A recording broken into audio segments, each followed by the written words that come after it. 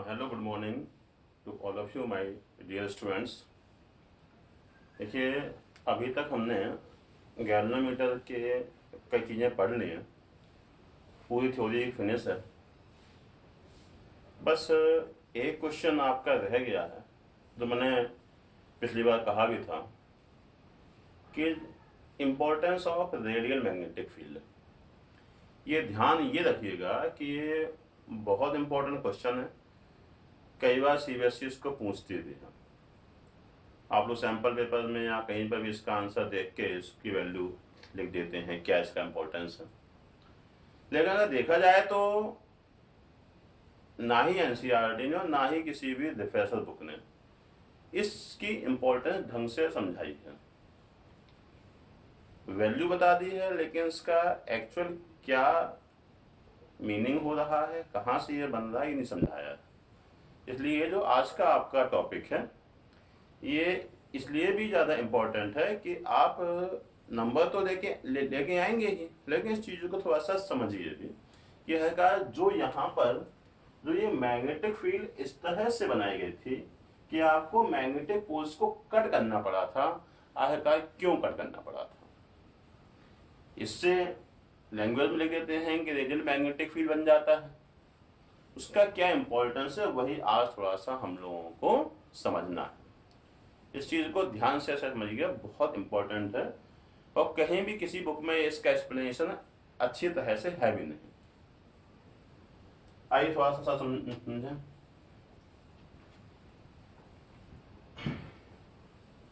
यहां पे हम लोग देख रहे हैं कि ये बन रहा है रेडियल फील्ड। यहां पे मैंने उस दिन बताया था आपको, ये है यूनिफॉर्म रेडियल मैग्नेटिक फील्ड।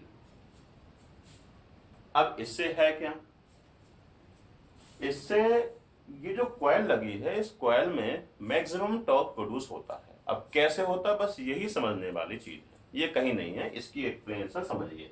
और ये कई बार पूछा जाता है।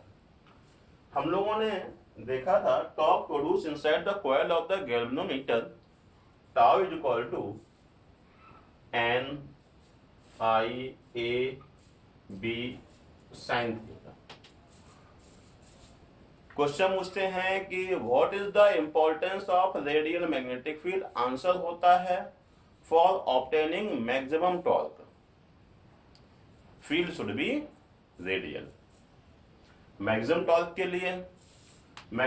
के लिए आप थीटा 90 रख दीजिए, tau is equal to N I A B sine theta की जगह साइन 90, इसकी वैल्यू हो गई 1 तो टॉर्क हो गया एन आई ए बी। ठीक, अब ये थीटा है क्या, कहां कहां ये बन रहा है, किस किस पोजीशन पे है, उसी चीज को आज थोड़ा सा समझना है। यही है importance of radial magnetic field. Answer तो हो गया आपका, ये मैक्सिमम फील्ड के लिए हम यहाँ पे जो फील्ड बनाते हैं वो बनाते हैं रेडियल, कि मैक्सिमम टॉर्क कॉइल पर प्रोड्यूस हो जाए। लेकिन कैसे बन रहा है ये मैक्सिमम, हर पोजीशन पे थीटा 90 कैसे हो रहा है, उस चीज को समझना है। फुल कॉन्सेप्चुअल है आज का लेक्चर, कोई थ्योरेटिकल नहीं है, केवल कॉन्सेप्ट है। आओ समझें। ये तो भाई पता लग गया कि मैक्सिमम के लिए tau is equal to N I A B. ठीक है, अब थीटा की वैल्यू 90, ये 90 कहां से बन रही है, आओ देखें। देखिए थीटा है क्या, थीटा अगर देखा जाए इसके बाद आप एक टॉपिक पढ़ोगे मैग्नेटिक डायपोल मूवमेंट, तो थीटा मैग्नेटिक डायपोल मूवमेंट और मैग्नेटिक फील्ड के बीच का एंगल है। अब डायपोल मूवमेंट क्या होता है, ये सब बात की बात है। आओ अब देखें कि मैग्नेटिक फील्ड और इसके बीच में एंगल कैसे हर जगह 90 होता है। हमने ये मान लिया ये आपकी फील्ड बन गई, ये दो आपने नॉर्थ साउथ पोल लिए, यही बना रहे हैं जो बनाया था। यहाँ पे आपने एक सिलिंड्रिकल आयरन कोर रख दिया, सॉफ्ट आयरन कोर, और ये बन गई फील्ड।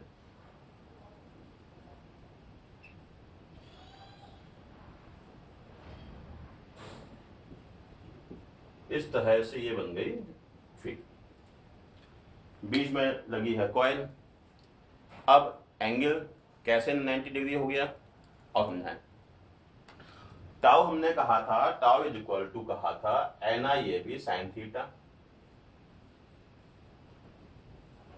ठीक, तो यहां पे अगर देखा जाए तो ये जो चीज है ये मैग्नेटिक डायपोल मोमेंट होती है। अब इसको बाद में और सीधा समझाएंगे, पहले हम लोग केवल ये समझ रहे हैं कि एरिया, इसको बाद में पहले देखेंगे एरिया। हम यहाँ पे आपको ये समझा रहे हैं कि एरिया वेक्टर और मैग्नेटिक फील्ड के बीच के एंगल थीटा। अब ये हर जगह 90 कैसे बन रहा है उस चीज को हम लोग को समझना। मान लिया कॉइल इस पोजीशन पर है, ठीक, समझ रहे हैं। मान लिया कॉइल इस पोजीशन पर है, कॉइल ऐसी डिफ्लेक्ट नहीं हुई है, कॉइल ये है। इस कंडीशन में इस एरिया का एरिया वेक्टर कैसा होगा, सरफेस पे परपेंडिकुलर और आउटवर्ड डायरेक्शन में। यही आपकी एक ही डायरेक्शन हो जाएगी। और मैग्नेटिक फील्ड की बात कहें कि मैग्नेटिक फील्ड की डायरेक्शन हमेशा मैग्नेटिक फील्ड लाइन के टेंजेंट के अलोंग होती है। जब हमने कहा कि ये आपका जो कॉइल है इस पोजीशन पे है, तो यहाँ पे आपको मैग्नेटिक फील्ड की ये वाली फील्ड लाइन मिल जाएगी और ये एंगल 90 बन जाएगा। ठीक है, बात समझ आई। अब अगर मान लो कॉइल को यूं घुमा दें तो एरिया वेक्टर तो ये, अब इसके साइड में कोई ना कोई मैग्नेटिक फील्ड लाइन होगी यहाँ पे जो कि एरिया वेक्टर से 90 डिग्री बना रही होगी। तो यहाँ पर भी थीटा 90 डिग्री हो गया। ठीक है, अब अगर मान लो कॉइल को घुमा दें ऐसे, तो यहाँ पे मान लो यहाँ की मैग्नेटिक फील्ड लाइंस है जो कि इसको 90 डिग्री बनाएंगी। तो ये हो गया एरिया और मैग्नेटिक फील्ड के बीच का एंगल 90 डिग्री। इस तरह से आप देखिए, चाहे कॉइल यहां हो, चाहे कॉइल इस पोजीशन पे हो या कॉइल इस पोजीशन पे हो, हर जगह एरिया वेक्टर और मैग्नेटिक फील्ड के बीच का एंगल 90 डिग्री। मैग्नेटिक फील्ड की डायरेक्शन कहां से आएगी, कोई भी मैग्नेटिक फील्ड लाइन जिस पोजीशन पे आपको मैग्नेटिक फील्ड की डायरेक्शन चाहिए है, किसी भी मैग्नेटिक फील्ड लाइन पे कोई भी टेंजेंट ड्रॉ कर दो, वो टेंजेंट उस पर्टिकुलर पॉइंट पर मैग्नेटिक फील्ड की डायरेक्शन को शो करेगा। जब यहाँ है तो मान लो मैग्नेटिक फील्ड की डायरेक्शन ये हो गई, क्योंकि मैग्नेटिक फील्ड लाइन इसी डायरेक्शन में, टेंजेंट यही होगी। जब कॉइल यूं घूमी तो एरिया ऐसा, मैग्नेटिक फील्ड लाइन ऐसी। जब ये घूमा एरिया ऐसा, मैग्नेटिक फील्ड लाइन ऐसी। इस तरह से कॉइल के किसी भी एंगल पे एरिया और मैग्नेटिक फील्ड के बीच का एंगल 90 हो जाता है। इसलिए यहाँ पे साइन थीटा की जगह 90, तो यहाँ पे NIAB और मैक्सिमम टॉर्क कॉइल को मिल जाता है। ये इंपॉर्टेंस है रेडियल मैग्नेटिक फील्ड की।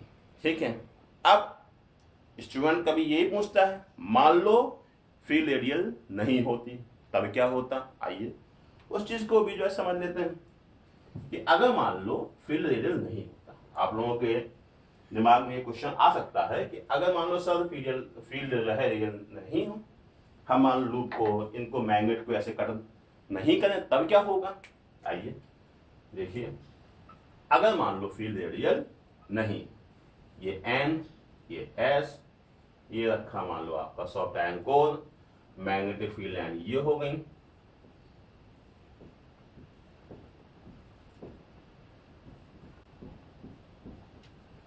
यहां पे मान लो कि जो है कोई कॉइल लिपटी है।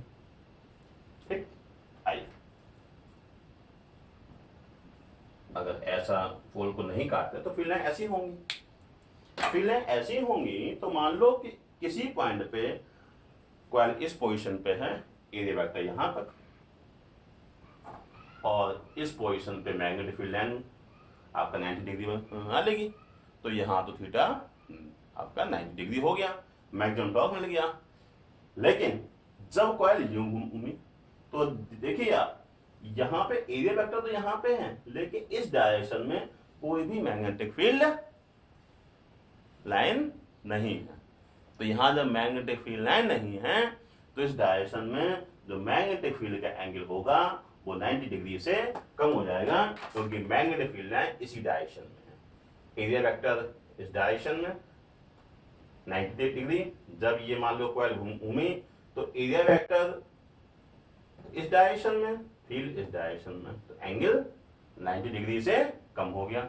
90 डिग्री से कम हो गया तो कॉइल पूरी नहीं घूमेगी और थोड़ा सा ही टॉर्क उसके अंदर प्रोड्यूस होगा। अगर मान लो कॉइल इसकी जगह यहाँ जगह ऐसी घूमे तो एरिया वेक्टर यहाँ तो इस डायरेक्शन में होगा, लेकिन इस डायरेक्शन में कोई भी मैग्नेटिक फील्ड नहीं होगी और फिर वही बात थीटा 90 नहीं बन पाएगा, तो टॉर्क की वैल्यू कम होगी। ठीक है, तो मैक्सिमम टॉर्क के लिए रेडियल मैग्नेटिक फील्ड हमें चाहिए है, तभी डिफ्लेक्शन टॉर्क डेवलप मैक्सिमम हो पाएगा। ठीक है, हम लोगों ने शायद आपको पढ़ा है, आपको ध्यान होगा, हम लोगों ने कहा था NIAB sine theta is equal to K phi. तो हमने कहा था ये रिस्टोरिंग टॉर्क है, ये टॉर्क है, तो यहाँ पे जो फाई की वैल्यू आती, phi is equal to NBA upon K I sine theta, कितना आता यहाँ। इस कंडीशन में साइन थीटा मैक्सिमम, तो आपको deflection directly proportional to kind आता। लेकिन अगर ऐसी फील्ड होती तो हमें साइन थीटा के लिए एक अलग से स्केल गैल्वेनोमीटर कॉइल में बनाना पड़ता है, गैल्वेनोमीटर में बनाना पड़ता है, जो कि प्रैक्टिकली बहुत टिपिकल है। ठीक, इसलिए साइन थीटा टर्म को खत्म करने के लिए, मैक्सिमम टॉर्क को लेके आने के लिए फील्ड को कहते हैं रेडियल, और जिससे कि very small amount of current पे, बहुत कम से कम करंट पे कॉइल एकदम डिफ्लेक्ट हो जाए और पूरी नीडल एकदम फुल स्केल डिफ्लेक्शन शो करने लगे, जिससे कि कितनी भी छोटी से छोटी करंट का एग्जिस्टेंस चेक हो सके। ठीक है, तो ये रहा आपका importance of the radial magnetic field, इसको समझ लीजिएगा और इसको जो है अगले साल एग्जाम के लिए प्रिपेयर भी कर लीजिएगा। ओके, ठीक है, आशा करता हूं आप लोगों को आज का ये समझ में आया होगा। Okay, bye.